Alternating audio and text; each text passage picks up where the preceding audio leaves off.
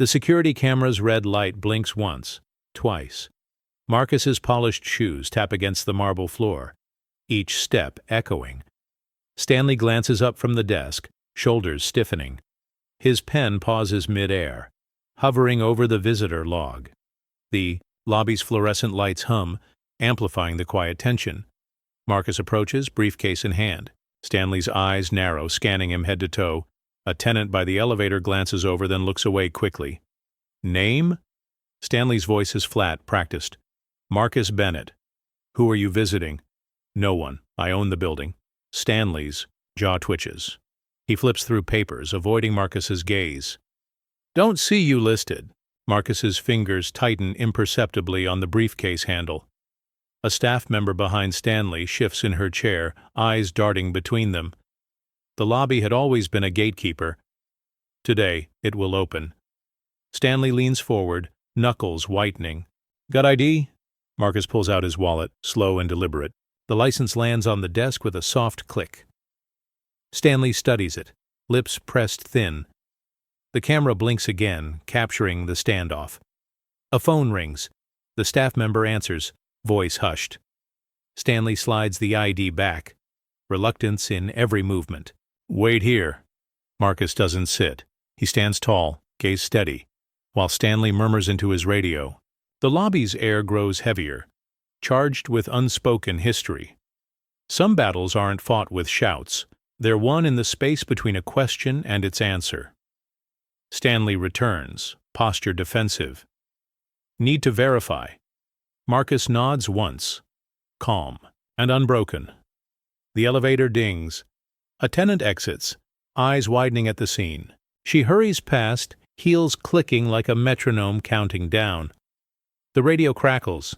Stanley listens, face tightening. He hands back the ID, voice strained. Proceed. Marcus doesn't smile. He picks up his briefcase, steps toward the elevator. The camera watches him go, its red light still blinking, a silent witness to the first crack in the wall. The elevator doors close behind Marcus, but the tension lingers. Stanley's voice follows, sharp as a paper cut. Are you sure you're in the right place? He leans forward, elbows pressing into the desk, eyes searching for a crack in Marcus's composure. Marcus sets his briefcase down, unhurried. I'm exactly where I need to be. His tone is even, but there's steel beneath it. A cleaning staff member pauses nearby, pretending to wipe a window, curiosity flickering across her face.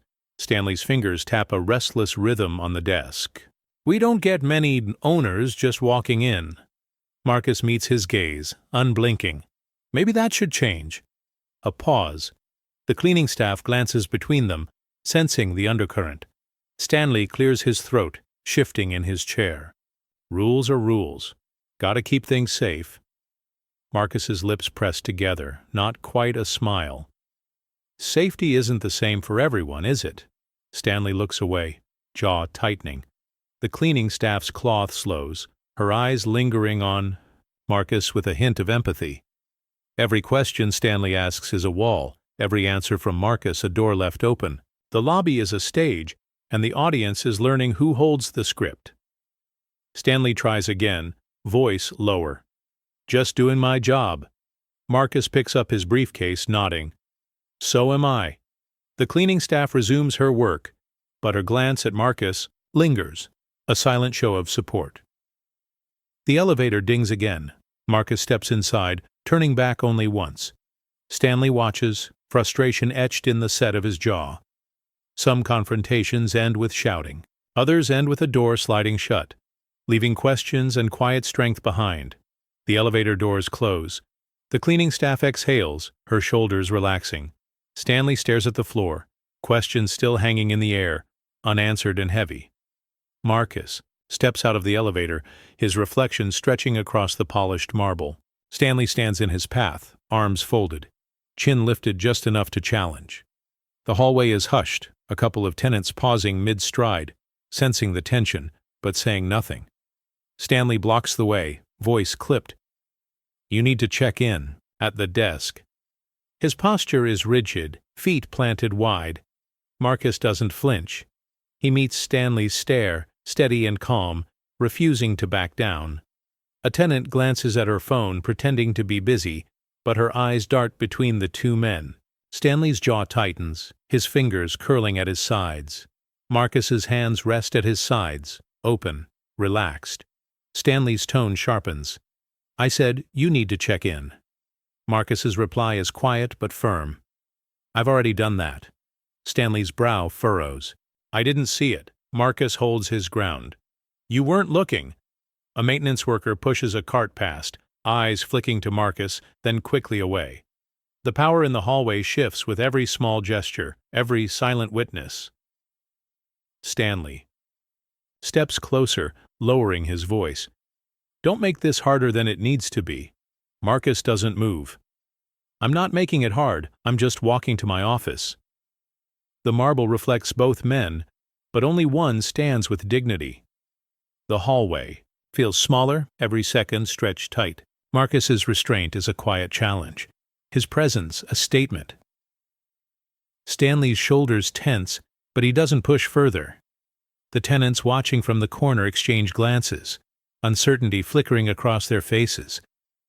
Marcus finally steps around Stanley, never breaking eye contact. The hallway breathes again as he passes, his calm leaving a mark deeper than any argument. Stanley stays rooted, left with his own reflection and the knowledge that power can shift without a word. Stanley stands near the lobby entrance, watching Marcus approach. His voice rises, just enough for everyone nearby to hear. "You don't belong here." The words land hard, echoing off marble and glass. Marcus pauses, his expression unreadable, the air thick with expectation. A receptionist at the desk looks up, her pen frozen mid-signature.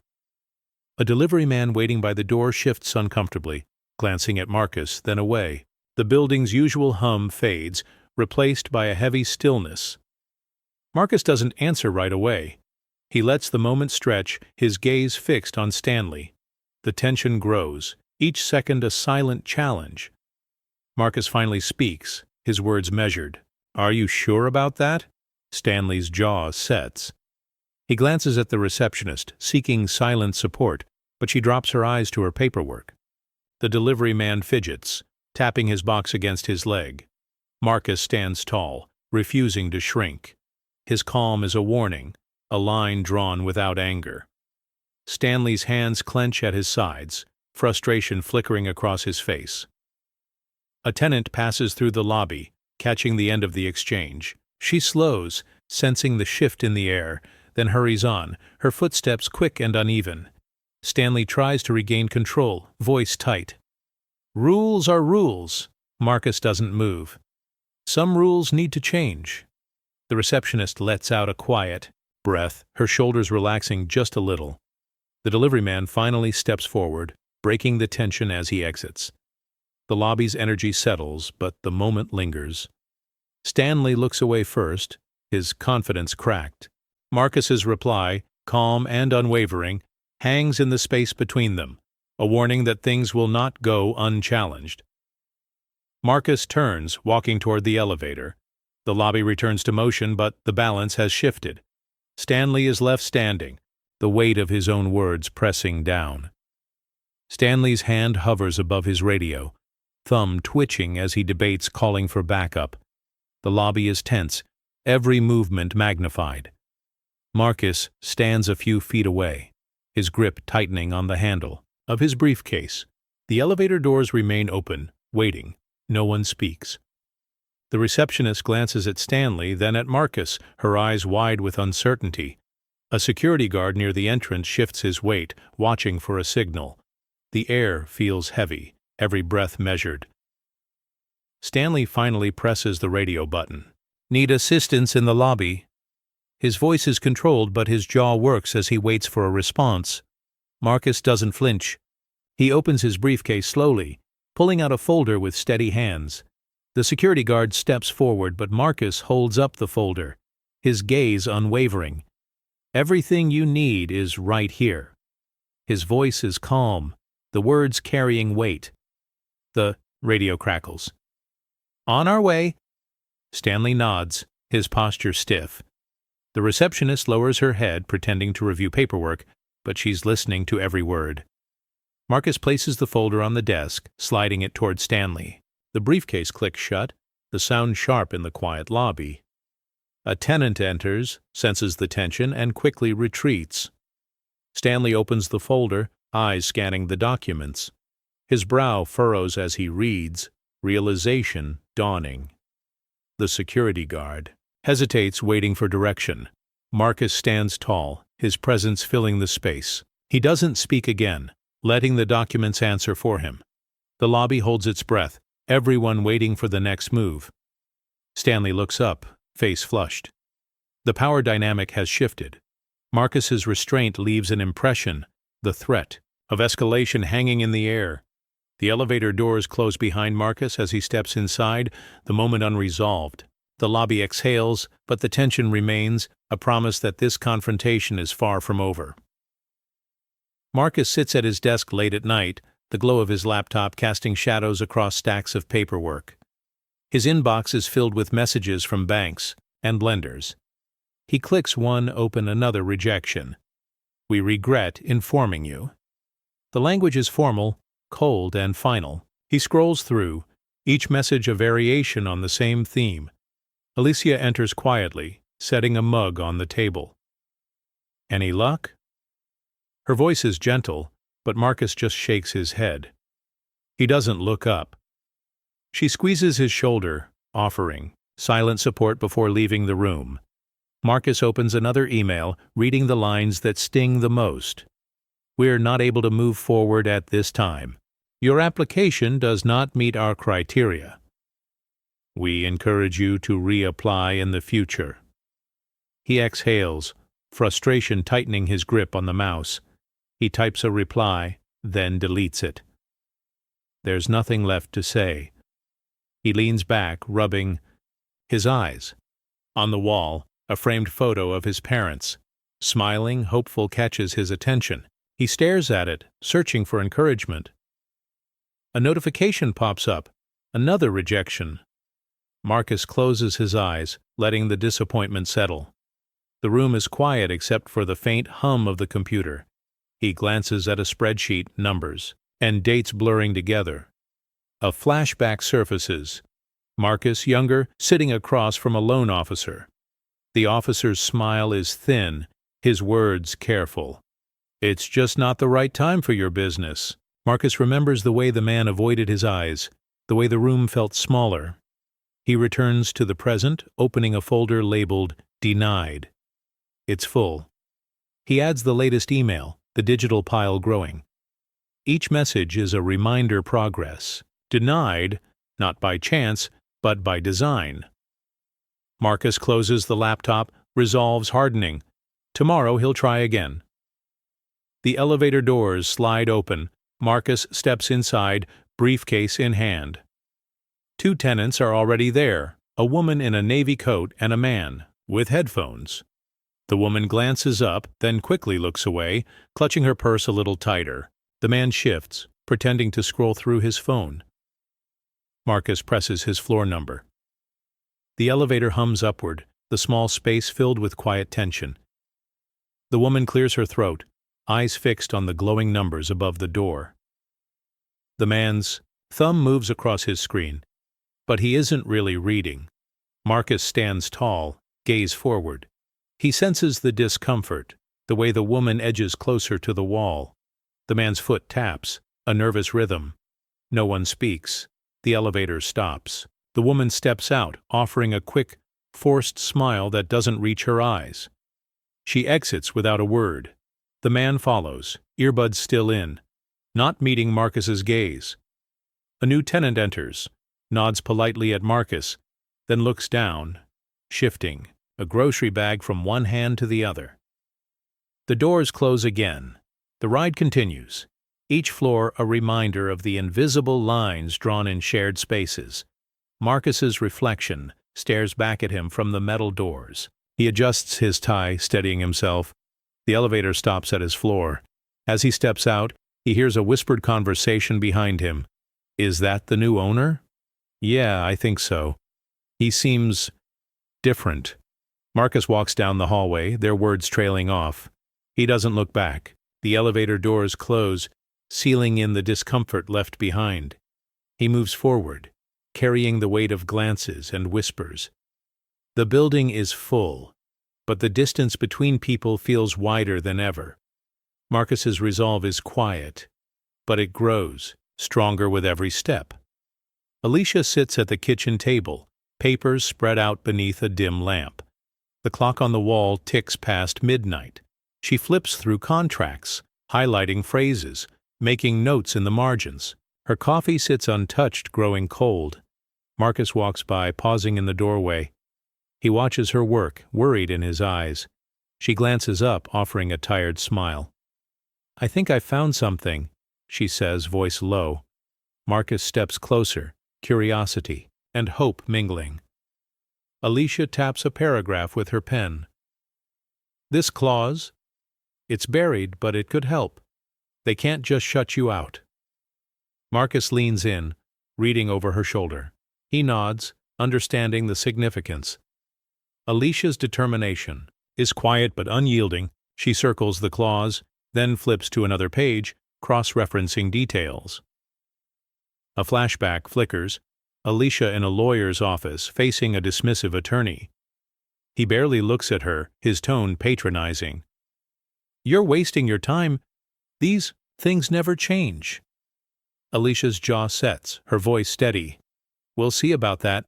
Back in the present, she organizes the documents, stacking them neatly. Marcus squeezes her hand, gratitude unspoken. Alicia exhales, rubbing her temples. "They count on people giving up," she murmurs. "But we don't." Marcus places a gentle hand on her shoulder. "You always find a way." Alicia smiles, exhaustion and pride mingling. She returns to her work, eyes scanning for loopholes, oversights, anything that could be used. The kitchen is silent except for the scratch of her pen and the rustle of papers. Alicia's fight is relentless, even when no one is watching. She marks another section, determination sharpening her focus. The night stretches on, but she refuses to yield. As dawn approaches, Alicia gathers her notes, ready for whatever comes next. Her resolve is a quiet force, steady and unwavering. Derek sits alone in the security office, the glow from the monitor casting shadows across his face. He scrolls through weeks of entry logs, eyes narrowing as patterns emerge. Black visitors are questioned, their names written out in full. White guests pass with a nod, their presence barely recorded. He prints a handful of pages, spreading them across the desk. Each line tells a story. Derek highlights every instance where someone was stopped, his marker squeaking softly. The stack grows, undeniable evidence building in front of him.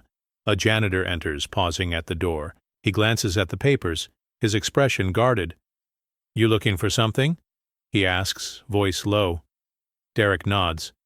"Just reviewing the logs. Something doesn't add up." The janitor hesitates, then steps inside, voice dropping further. "It's been like that for a while. People notice, but nobody says much." He shifts his weight, glancing at the hallway as if expecting someone to listen in. Derek looks up. "Why hasn't anyone reported it?" The janitor shrugs, picking at the edge of his work shirt. "People get tired, or scared, or both." He sighs, then turns to leave, pausing in the doorway. "You're the first to actually look." Derek returns to the screen, the janitor's words echoing in his mind. He pulls up a resignation letter left in the files. The handwriting is shaky, but the message is clear. "I can't keep pretending nothing's wrong." He files the letter with the logs, determination settling in. The evidence is no longer just numbers on a page. It's the story of a building, a pattern of quiet exclusion that can't be ignored. Derek gathers the documents, resolves hardening. He knows what he has to do next. The truth is in his hands, and he won't let it be buried again. The break room is empty except for the janitor who sits hunched at a small table, pen moving slowly across a sheet of lined paper. He pauses, staring at the words he's written, then continues, the letters uneven but determined. Every day I cleaned up after everyone, but I can't clean this. He folds the letter, slipping it into an envelope. His hands tremble, not from age, but from the weight of what he's about to leave behind.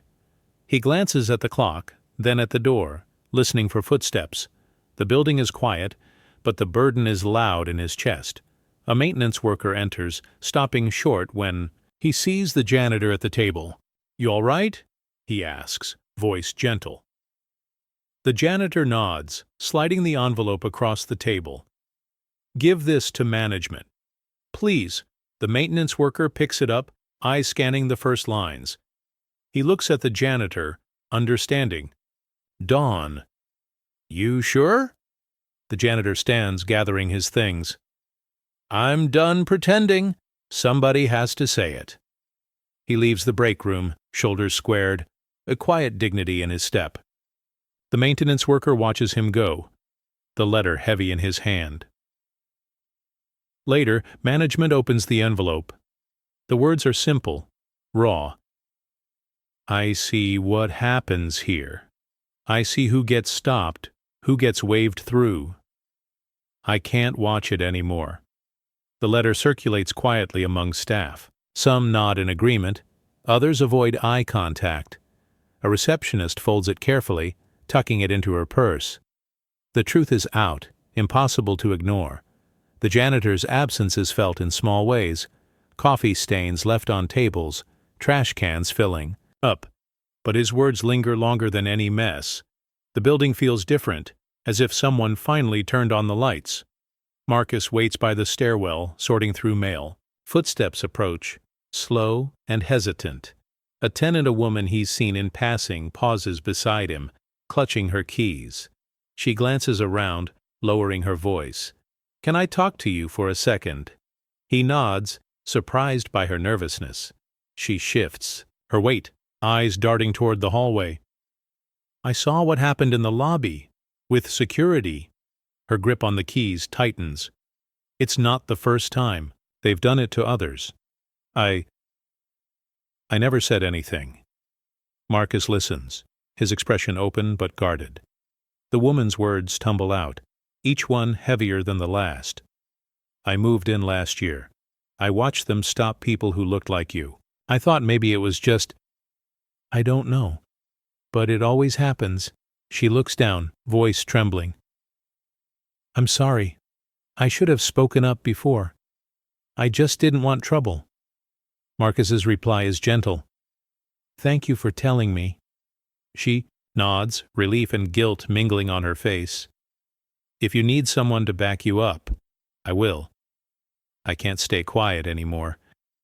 A door opens down the hall, and she steps away, voice dropping even lower. "I hope things change. For all of us." Marcus watches her go, the confession echoing in the empty stairwell. He stands still, the mail forgotten in his hand. The hallway feels different, less lonely, more honest. He takes a breath, resolving to settle in. One voice has broken the pattern of silence. It's a start, and he knows others are watching, waiting for someone else to speak. As Marcus heads back to his apartment, the woman's words stay with him. "It always happens." But now someone has finally said it out loud. Derek sits at his desk, the city lights flickering outside his window. An unmarked envelope waits beside his laptop. He opens it, finding a USB drive and a single note. "Watch this." He plugs it in, heart thumping.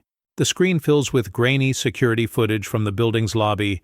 He watches Marcus step inside, greeted not with a smile but with suspicion. The footage shows Stanley stopping Marcus, questioning him, blocking his way. Derek clicks through. More clips. Each one is the same. Marcus calm, Stanley rigid. Other black visitors halted while others pass freely. Derek leans forward, jaw clenched. He rewinds, watching the pattern repeat. He scribbles notes, the evidence undeniable. The camera angle shifts, catching glimpses of tenants who look away, a receptionist who fidgets, a guard who stands back but never intervenes. A text buzzes on Derek's phone. "Did you get it?" He types back, "Yes, I'm watching now." The reply comes quickly. People need to know. He pauses the video, running a hand through his hair. The weight of what he's seeing settles in. This isn't just one bad moment. It's a pattern, captured in pixels and timestamps. Derek scrolls through the footage again, noting the dates, the faces, the repeated denials. He saves stills, marking each incident. The story is bigger than he thought. He sits back, staring at the screen.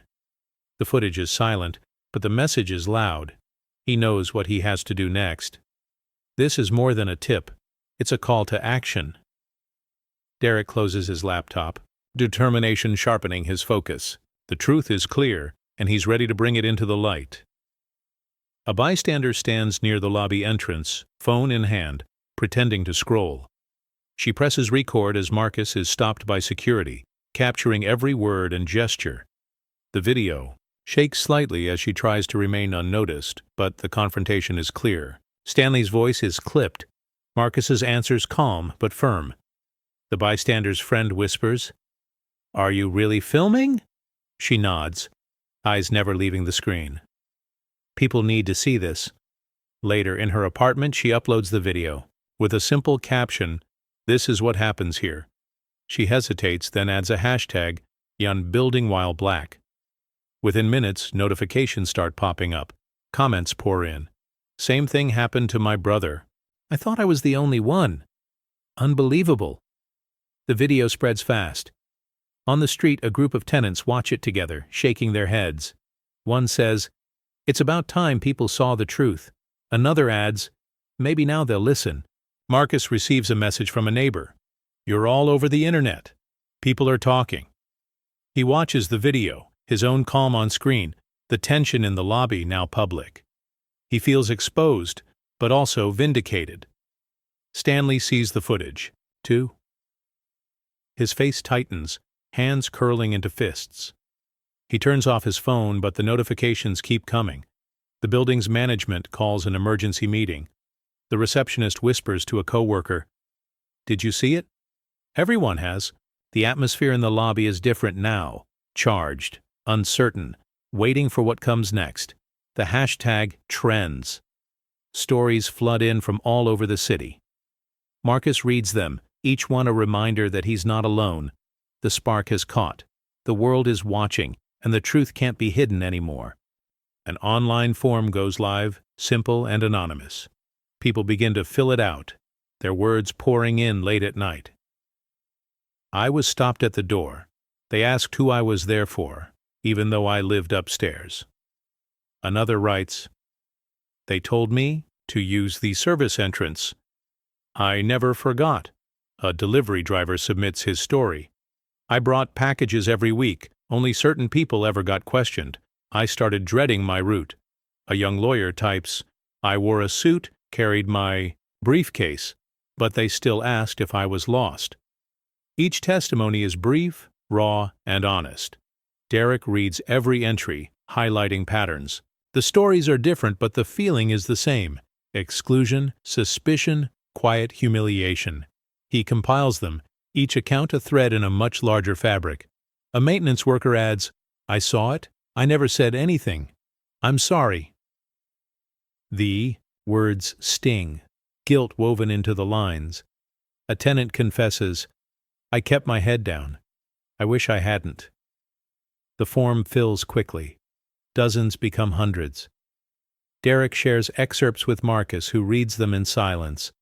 The weight of so many voices is overwhelming but also empowering. For the first time, the pattern is undeniable, the impact impossible to ignore. Management receives an email with a file attached. Anonymous testimonies, page after page. The receptionist prints a copy, leaving it on the conference room table. Board members read in uneasy silence, faces pale. The building feels different now. Whispers in the hallway are replaced by glances of recognition, nods of quiet solidarity. The shadows are receding. The truth is out in the open. Marcus stands a little taller. He knows he's not alone. The system, once hidden, is now exposed by the very people it tried to keep silent. Mrs. Carter sits by her window, a mug of tea warming her hands. She watches the lobby below, her eyes sharp behind thick glasses. Day after day, she notices who is questioned, who is waved through. She sees Marcus pause at the entrance, sees Stanley's posture stiffen, sees tenants avert their gaze. She writes notes in a small notebook, recording times and faces. Tuesday, 4:15. Marcus stopped again. No one else questioned. Her handwriting is neat, her observations careful. She never speaks of what she sees, but the weight of it settles in her chest. One evening, Mrs. Carter folds a letter, her hands steady.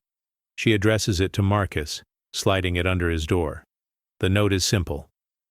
I see you. I see what they do. You're not alone. Marcus finds the letter after a long day. He reads it twice, the quiet support settling over him like a blanket. He looks up at Mrs. Carter's window and sees her watching. She lifts her mug in a small salute. He nods, gratitude in his eyes. In the lobby, Mrs. Carter passes Stanley. He offers a forced greeting, but she doesn't respond. Her silence is pointed, a quiet refusal to play along. Other tenants begin to notice. They see Mrs. Carter takes notes and sees her watching. Some are inspired to pay closer attention. A few start to speak up, their voices tentative but growing stronger. Mrs. Carter's witness is silent but powerful. Her presence signals that the days of looking away are ending. The building feels different, as if someone has finally acknowledged the truth that's been there all along. Marcus carries her note in his wallet, a reminder that even the quietest voices matter. The boardroom is filled with the sound of shuffling, papers and the faint clink of coffee cups. Board members sit around the table, eyes on their agendas, avoiding each other's gaze. The building manager clears his throat, reading from a prepared statement. We take all concerns seriously. We'll form a committee to review procedures. A board member, tapping her pen, glances at the stack of anonymous testimonies. She doesn't speak. Another member scrolls through his phone, barely listening. The receptionist sits in the corner, hands folded tightly in her lap, remembering Mrs. Carter's unwavering stare in the lobby. A tenant representative tries to speak up. People are hurting. This isn't just a misunderstanding. The manager interrupts, voice polite but dismissive. We appreciate your feedback. Let's keep things productive. The room grows tense, the air heavy with unspoken frustration. The meeting moves on to budget items and maintenance requests. The testimonies remain unread, pushed to the bottom of the pile. Outside the boardroom, Marcus waits. He watches people leave, their faces closed, their steps quick. The receptionist catches his eye, offering a small, apologetic nod. Marcus nods back, understanding the message. Nothing will change here, not today. Narration. The board's reassurances echo through the building, but no one believes them. The promise of a committee is just another way to delay, to avoid real accountability. As the meeting ends, the manager gathers the papers, leaving the testimonies behind. The board members file out, conversations hushed, eyes averted. The receptionist lingers, then quietly slips the testimonies into her bag. The building feels stuck, caught between exposure and denial. Marcus stands in the hallway, resolve hardening. If the board won't listen, he knows someone else will. Alicia sits at the kitchen table, papers spread out before her under the soft glow of a desk lamp. The room is quiet, except for the faint scratch of her pen marking important clauses. Her coffee has long since gone cold, forgotten in the intensity of her focus. She flips through a thick contract, her finger tracing a buried clause that could change everything. Her eyes narrow, determination sharpening. This hidden detail is a crack in the fortress that has kept Marcus out. Alicia's phone buzzes softly. She glances at the screen, a message from Marcus. Any progress? She types back. Found something. Flashback flickers. Alicia. In a tense meeting with a lawyer who barely looks up from his notes. These things rarely work, he says, voice flat. Alicia's jaw tightens. We'll see, she replies, steady and sure. Back in the present, Alicia highlights the clause again, then cross-references it with other documents. Her fingers move quickly, fueled by quiet resolve. She gathers the papers, stacking them neatly. Marcus enters, watching her with a mix of hope and exhaustion. She looks up, offering a small, tired smile. "This is our way in," she says softly. Marcus nods, the weight of the moment settling between them. Alicia's fight has been relentless, her victory quiet but seismic. The smallest detail can topple the tallest walls. In the shadows of bureaucracy, hope is found in the fine print. Alicia closes her notebook, determination etched on her face. The battle is far from over, but the path forward is clear. The boardroom is crowded, every seat filled and people standing along the walls. Cameras flash as reporters jostle for space. The air buzzes with low voices, a restless energy pulsing beneath the surface. Marcus enters quietly, briefcase in hand, his presence drawing every eye. He moves with purpose, head high. Stanley sits, at the end of the table, jaw clenched, hands folded so tightly his knuckles pale. Board members shuffle papers, avoiding Marcus's gaze. The building manager clears his throat, voice wavering. "Let's come to order." A tenant whispers to her neighbor, "That's him." Another tenant nods, eyes wide. The atmosphere is thick, the weight of what's about to unfold pressing on everyone. Marcus sets his briefcase on the table, taking a seat with measured calm. The board chair glances at him, then quickly looks away. Stanley tries to appear unfazed, but his foot taps under the table, betraying nerves. A reporter leans forward, notebook ready. The receptionist stands at the back, arms crossed, her expression tense. Derek, the journalist, checks his camera, ready to record every moment. Tarki, manager begins, "We're here to address recent concerns." His words are formal, but his tone is uncertain. Marcus listens, face unreadable, every muscle controlled. A tenant representative clears her throat, voice trembling. "People want answers." The board chair nods, but doesn't respond. Marcus's calm is a quiet challenge, his silence louder than any accusation. The room feels charged, the anticipation almost unbearable. Stanley shifts in his seat, glancing at Marcus, then away. The board members exchange uneasy looks. The moment is here, a reckoning years in the making. Marcus folds his hands, waiting. The boardroom holds its breath, the tension thick as summer heat. The next move will change everything. Marcus stands as his name is called, the room falling quiet. He picks up his briefcase, moving through the crowded boardroom with slow, deliberate steps. Every eye follows him. Tenants, staff, reporters, board members. The only sound is the faint creak of floorboards and the soft tap of his shoes. Stanley's hands grip the edge of the table, knuckles white. A board member glances down, pretending to study notes. The receptionist in the back shifts her weight, arms folded tightly, her gaze never leaving Marcus. Marcus's expression is calm, but his jaw is set. He meets no one's eyes, focused on the empty chair at the head of the table.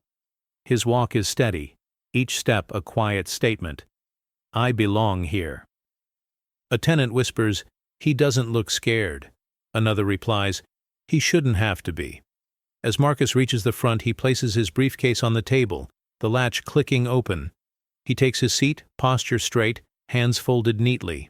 The board chair clears his throat, voice barely above a whisper. "Mr. Bennett, you may proceed." Marcus looks up, meeting the board chair's gaze for the first time. The room holds its breath. Stanley shifts in his seat, glancing away, shoulders rigid. The tension is thick, but Marcus doesn't rush. He opens his briefcase, pulling out a folder and setting it in front of him. The board members exchange uneasy glances, sensing the shift in power. A reporter scribbles notes, the only movement in the room. The receptionist uncrosses her arms, her face softening just a little. Marcus's presence fills the space, his calm, a force that can't be ignored. He waits, letting the moment settle, the room's attention fixed on him. The reckoning has begun, and Marcus is ready.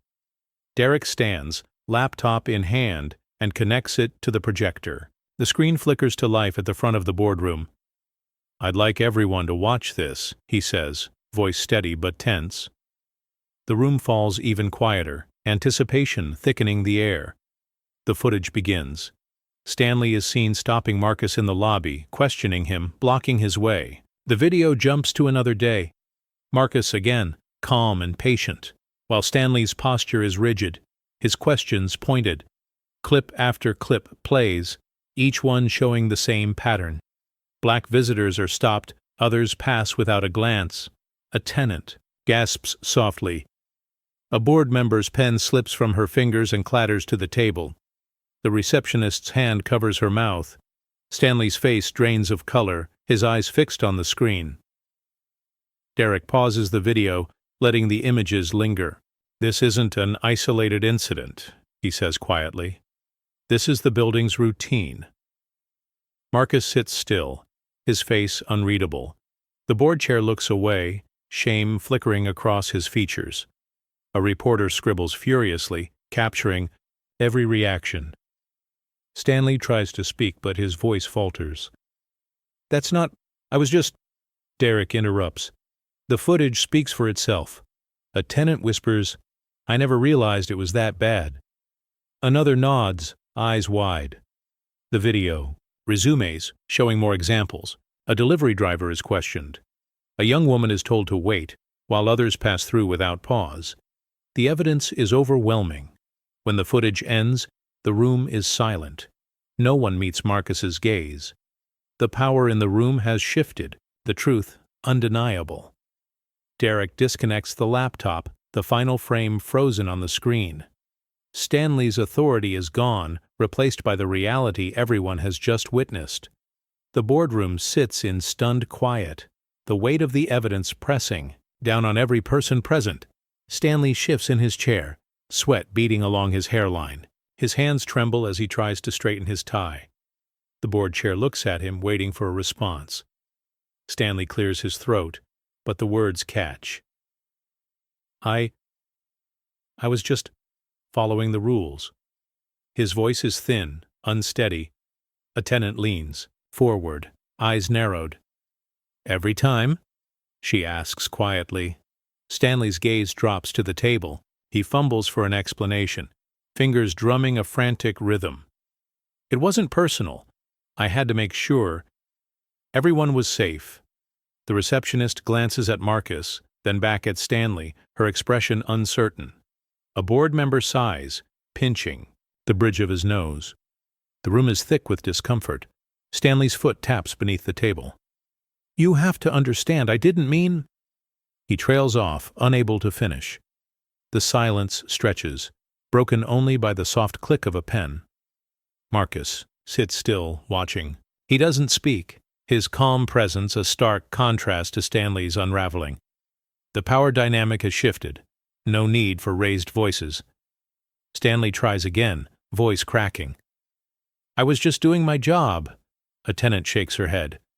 "That's not good enough." Stanley's shoulders sag. He wipes his brow, the gesture shaky. His usual confidence is gone, replaced by uncertainty and regret. The board chair finally speaks, voice low. "We've seen the footage." "We all have." Stanley nods, unable to meet anyone's eyes. The room feels smaller, the air heavy. He looks at Marcus, desperation flickering in his eyes, but Marcus remains silent. A reporter scribbles notes, capturing every falter, every pause. Stanley's authority slips away, replaced by the reality of his choices. The boardroom waits, the collapse complete. Stanley's voice is gone, lost in the truth now filling the space. Marcus opens the folder in front of him, sliding a stack of documents across the table. His movements are slow, deliberate. The board members lean in, curiosity and dread mixing on their faces. Marcus's voice is even, steady. "These are the ownership papers. Everything you need is right here." Stanley shifts, swallowing hard. A board member glances at the documents, then at Marcus, uncertainty flickering in her eyes. Marcus doesn't raise his voice. I don't need to shout. The truth is loud enough. A tenant murmurs, "He's got the proof." Another nod, relief and surprise mingling. The board chair flips through the documents, fingers pausing on signatures and seals. The room is quiet except for the soft rustle of paper. Marcus sits back, hands folded, gaze unwavering. Stanley tries to speak, but his words falter. I didn't know." Marcus meets his eyes. "You never asked." A reporter scribbles notes, the sound sharp in the stillness. The receptionist lets out a slow breath, tension easing from her shoulders. The board chair looks up, voice subdued. "Everything appears to be in order." He closes the folder, setting it gently on the table. Marcus's calm is unbroken. He doesn't gloat, doesn't smirk. His dignity fills the space, a quiet force that needs no explanation. Stanley looks down, shoulders slumped. The board members exchange glances, the reality settling in. The evidence is clear. The outcome is certain. A tenant whispers, "He did it." Another adds, "Without raising his voice." Marcus stands, gathering his things. The boardroom watches him, respect and regret mingling in every glance. He leaves the documents behind, the truth echoing in the silence. Justice has arrived, carried not on shouts, but on calm, undeniable facts. Board members shift in their seats, hands wrapped around coffee cups, eyes darting anywhere but at Marcus. The board chair clears his throat, voice thin. "We appreciate your concerns. We'll review our procedures." His words sound rehearsed, lacking conviction. A member stirs her coffee, gaze fixed on the swirling liquid. A tenant representative leans forward, voice low. "That's not enough." The board chair nods, but doesn't answer. Another board member flips through a folder, pretending to read, avoiding the tension in the room. Stanley sits quietly, eyes on his lap. The receptionist glances at Marcus, her expression apologetic. She shifts in her chair, hands folded tightly. Marcus remains composed. He watches the board, his silence pressing in on them. The room grows heavier with every second. A board member finally speaks, voice barely above a whisper. "We'll form a committee, address concerns." The words hang in the air, empty promises. The tenant representative shakes her head. People are tired of waiting. The board chair sighs, rubbing his temples. "We'll do what we can." He avoids Marcus's gaze, looking instead at the papers on the table. Marcus stands, gathering his documents. He pauses, meeting the eyes of each board member. No one holds. His gaze for long, a reporter scribbles notes, capturing the board's discomfort. The receptionist rises, quietly slipping out of the room. The board members remain, surrounded by untouched coffee and unanswered questions. Their authority feels brittle, exposed. Marcus leaves the room, his dignity intact. The board is left with their hollow words and uneasy silence, the weight of inaction settling over them. The door closes softly behind him, the sound final. The boardroom is quieter now, the reality of what's been revealed impossible to ignore. A tenant stands up, her voice trembling as she speaks. "I saw it happen. I saw it more than once." Tears slip down her cheek as she looks around the room. "Why didn't we stop this?" Her question hangs in the air, raw and heavy. No one answers. Another tenant bows his head, shame etched in his features. The receptionist wipes her eyes, silent. The board members stare at their hands, unwilling to meet anyone's gaze. Stanley shifts in his seat, guilt flickering across his face. The tenant's voice cracks. "We all saw. We all let it go." She presses a tissue to her face, shoulders shaking. "I thought someone else would say something. I thought it wasn't my place." A tenant at the back nods, voice barely audible. "Me too." The admission ripples through the room, a wave of regret and realization. Marcus listens, his expression gentle but resolute. He doesn't speak, letting the confessions fill the space. The board members exchange uneasy glances, the weight of collective inaction settling over them. The tenant wipes her eyes, voice steadier now. "I'm sorry, I should have done more." Another tenant reaches over, squeezing her hand. The gesture is small, but it matters. The board chair clears his throat, voice subdued. We failed you, all of you. The words are awkward, but honest. The room is quiet. The atmosphere changed. The truth is out, and it hurts. Marcus stands, offering a nod of understanding to the tenant. She nods back, gratitude in her eyes. The reckoning is no longer just about policy or paperwork. It's about people, and the cost of staying silent. The board chair clears his throat, voice unsteady. We need to vote. He looks around the table, waiting. One by one, board members raise their hands, some quickly, others with hesitation. The motion is clear. Stanley's suspension. The room is silent except for the soft rustle of sleeves and the faint scrape of chairs. Stanley sits motionless, eyes fixed on the table. His hands are clenched, knuckles pale. The tenant who spoke earlier wipes her eyes, watching as the decision unfolds. The receptionist stands at the back, arms crossed, her expression somber. A board member lowers her hand slowly, glancing at Marcus. It's the right thing, she says, voice barely above a whisper. Another board member nods, his face drawn and tired. The board chair marks the vote, pen trembling slightly. The motion passes, effective immediately. His words are final, the authority in them subdued by the gravity of the moment. Stanley exhales, shoulders slumping. He doesn't argue. The room feels heavier, the consequences of every action and inaction settling over everyone. Marcus stands, gathering his papers. He looks around the room, meeting each person's eyes. Some look away, others hold his gaze, regret and relief mingling. A reporter packs up her notebook, glancing at Marcus with respect.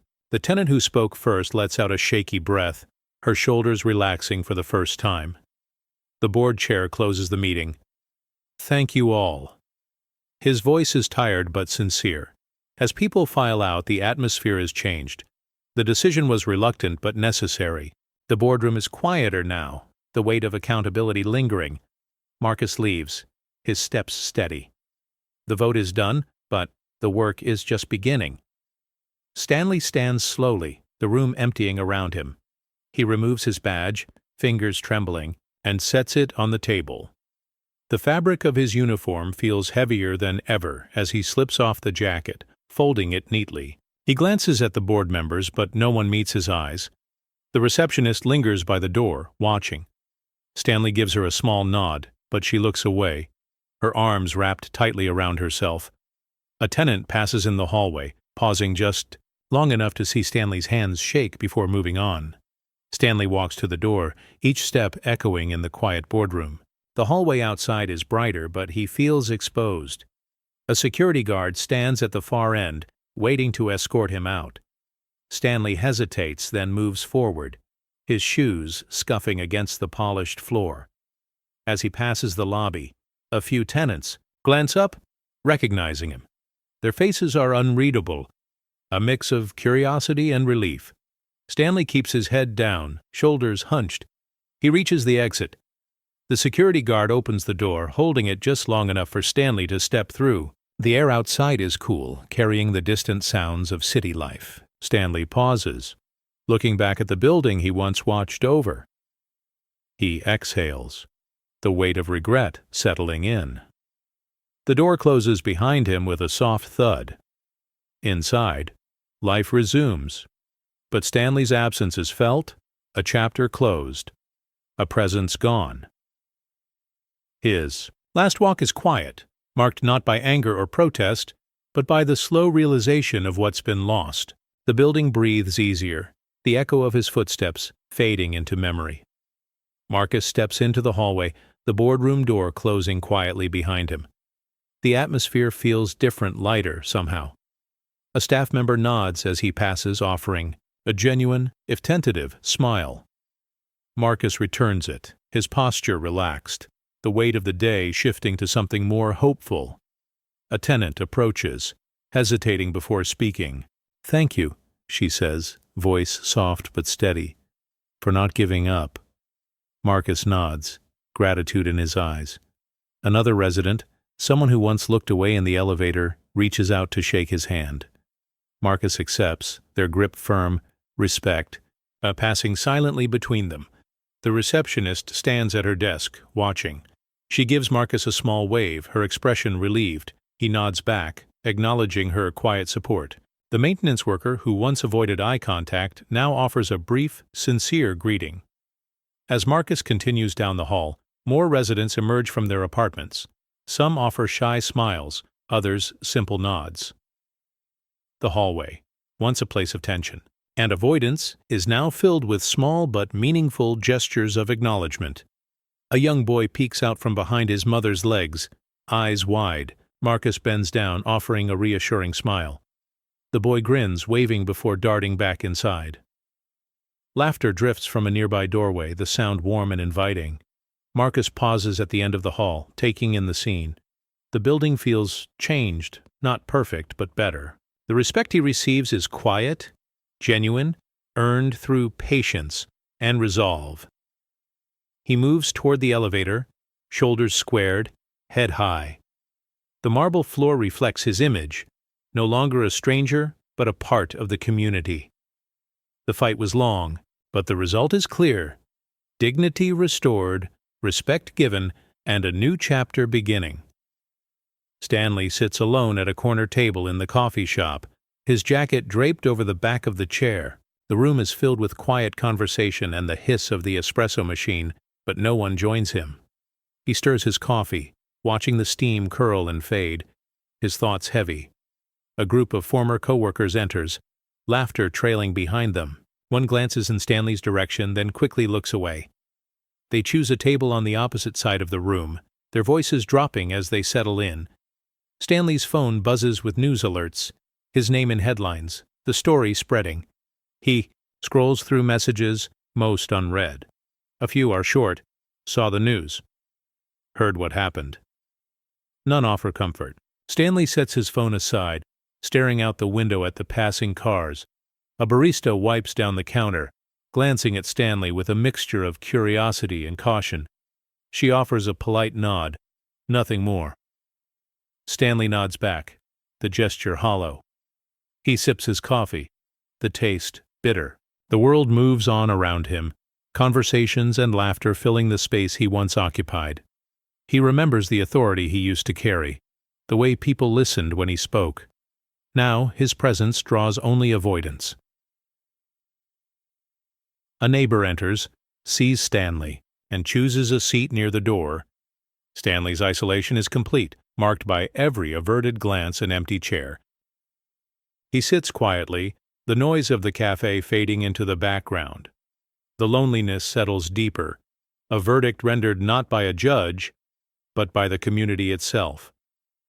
Stanley finishes his coffee, stands, and leaves the cup on the table.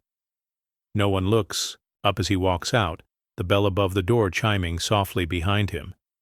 Stanley walks down his usual street, hands shoved deep in his pockets. The morning is bright, but every step feels exposed. He passes neighbors he's known for years. One woman, usually quick to greet him, crosses to the other side, her eyes fixed on the sidewalk. A man watering his lawn glances up, then returns to his hose without a word. Stanley's pace slows as he approaches the corner store. The clerk, who once chatted with him about sports, offers only a curt nod before turning to help another customer. Stanley waits, but no one makes room for him at the counter. He buys his coffee in silence, the transaction brief and impersonal. On his way home, a mail carrier approaches, sorting letters. Stanley offers a quiet hello, but the carrier simply hands over the mail and moves on. Conversation cut short. Even the dog walker who used to wave keeps her distance, the leash held tight. Stanley feels the shift with every interaction. The world hasn't changed, but the way it sees him has. Each small rejection is a reminder of the choices he made, the lines he enforced, the trust he lost.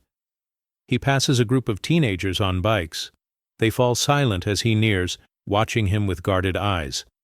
Stanley looks down, wishing for invisibility, arriving. At his building, he fumbles for his keys, glancing back at the street. The doors that once opened easily now seem heavier, the welcome gone. He steps inside, the hallway empty, the echo of his footsteps the only sound. Stanley closes his apartment door behind him, leaning against it for a moment. The isolation is complete, not loud or dramatic, but built from 1,000 quiet choices. Marcus enters the building, the morning sun casting long shadows across the lobby floor. He walks with steady confidence, briefcase in hand, head held high. Residents pause as he passes, some offering nods, others small, genuine smiles. The atmosphere is lighter, the tension that once filled the halls noticeably absent. Mrs. Carter stands by the mailboxes, sorting letters. She looks up, her eyes warm. "Good morning, Mr. Bennett." Her voice is gentle, sincere. Marcus smiles back. "Good morning, Mrs. Carter." The exchange is simple, but it means everything. A maintenance worker approaches, wiping his hands, on a rag. He hesitates, then extends a hand. "Congratulations, sir." Marcus shakes it, gratitude passing between them in a firm grip. The worker nods, moving on with a sense of pride. A young mother ushers her child down the hall. The little boy waves at Marcus, who waves back, his smile easy. The mother offers a quiet, "Thank you," her voice filled with relief. Marcus continues, down the hallway, each step marking a shift in the building's spirit. Where there was once avoidance, now there is acknowledgement. Where there was suspicion, now there is respect. He passes the receptionist, who stands to greet him. "Welcome, Mr. Bennett." Her words are genuine, her posture open. Marcus nods, appreciating the change. As he approaches his office, he pauses, taking in the scene. The hallway is filled with life and warmth.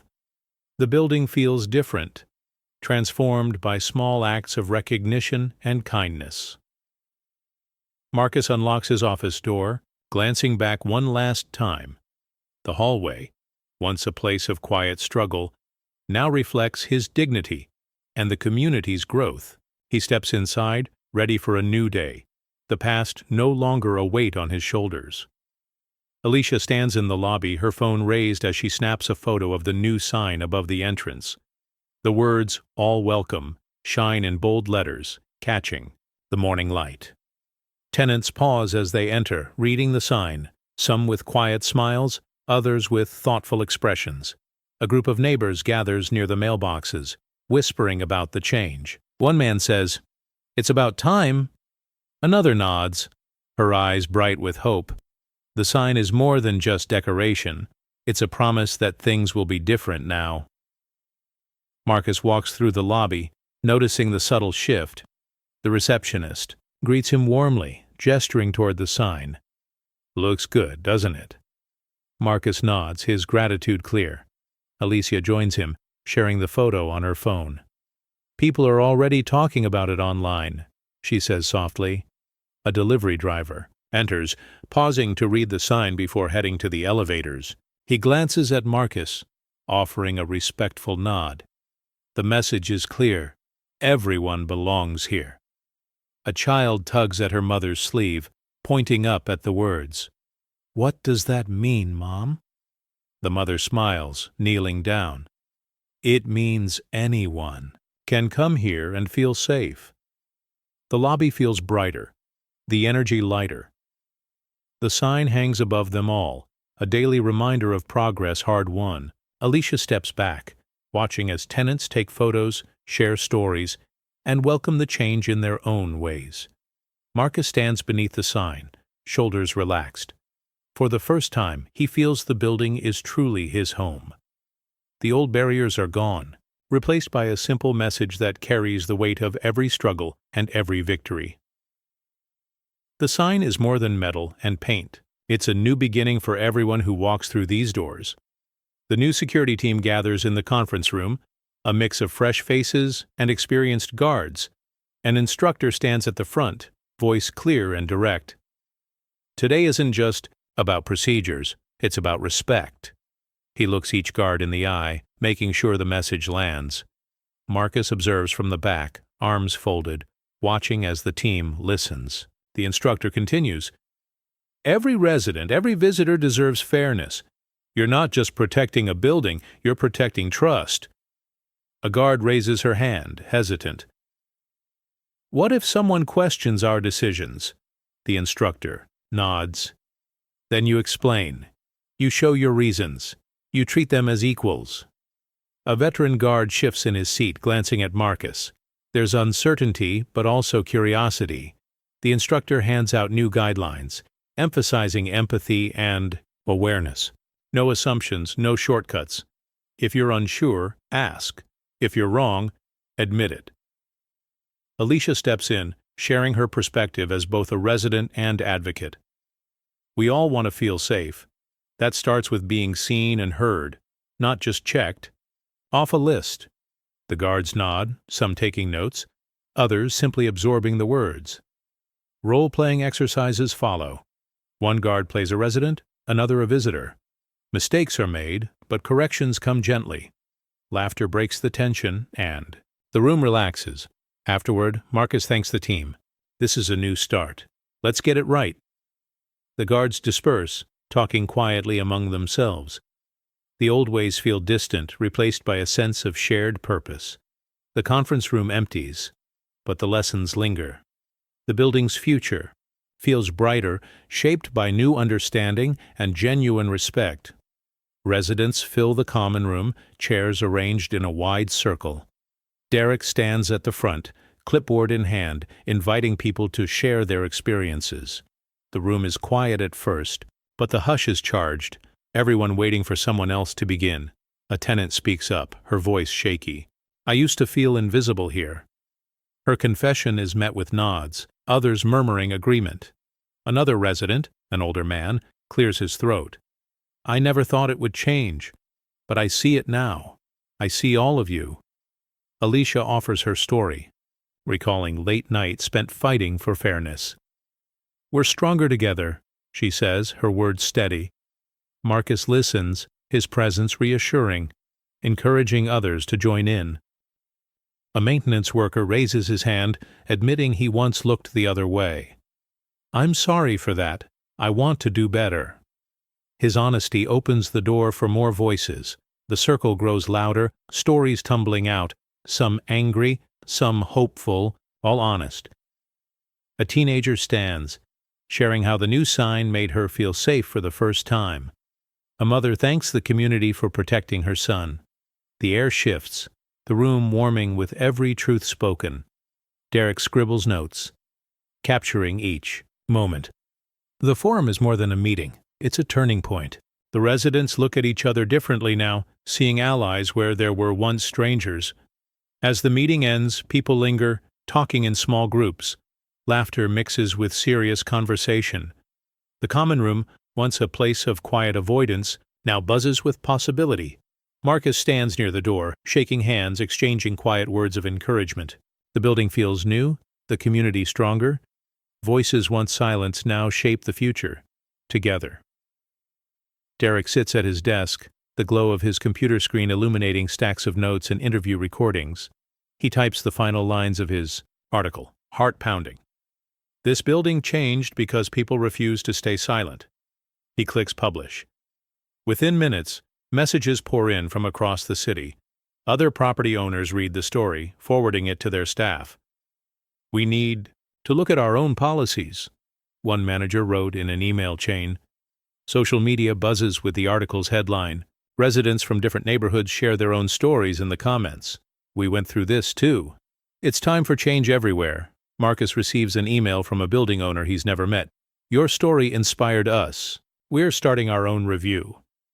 Alicia reads a message from a young woman.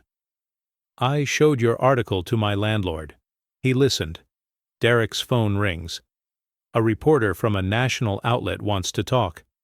"How did this start?" Derek answers, "With one person refusing to accept the way things were." The building's lobby feels different. Tenants discuss the article in the elevator, proud of what their community accomplished. The new sign, "All Welcome," appears. In photos online, a symbol of progress. Marcus walks through the halls. noticing the change not just in his building, but in the messages from far beyond. He smiles at Alicia, hope shining in his eyes. The story's impact is bigger than anyone imagined. Derek updates the article, adding new stories as they come in. The ripples keep spreading, one act of courage inspiring another. The building is no longer just a home. It's become an example, a spark for reform in places that need it most. Morning light pours through the lobby windows as Marcus stands beneath the "All Welcome" sign. He watches neighbors pass, their greetings warmer, their eyes meeting his without hesitation. The building feels alive, every corner touched by the change they fought for. Marcus takes a slow breath, letting the moment settle. He thinks of the long nights, the closed doors, the times he almost gave up. He remembers Alicia's quiet strength, Derek's persistence, Mrs. Carter's silent support. Every struggle, every small act of courage brought them here. A child runs past, laughing, her mother smiling at Marcus. He nods back, feeling the weight of the past lift, replaced by something lighter. The lobby is filled with voices, not whispers of suspicion, but conversations of belonging. Marcus glances at his reflection in the glass. He sees not just himself, but the community behind him, neighbors who stood up, staff who changed, a building transformed. The pain isn't forgotten, but it no longer defines the space. He thinks change doesn't roar. It whispers, but today it was heard. Alicia joins him, slipping her hand into his. They stand together, watching the sunlight dance across the floor. The sign above them is more than a promise. It's proof that justice, once awakened, can echo far beyond these walls. As the day begins, Marcus steps forward, ready for whatever comes next. The fight isn't over, but hope is louder now. The building's story is one of quiet voices rising, of dignity restored, of a future shaped by those who refuse to stay silent. The camera lingers on Marcus's reflection, sunlight brightening the glass. Justice, once a whisper, now fills the room.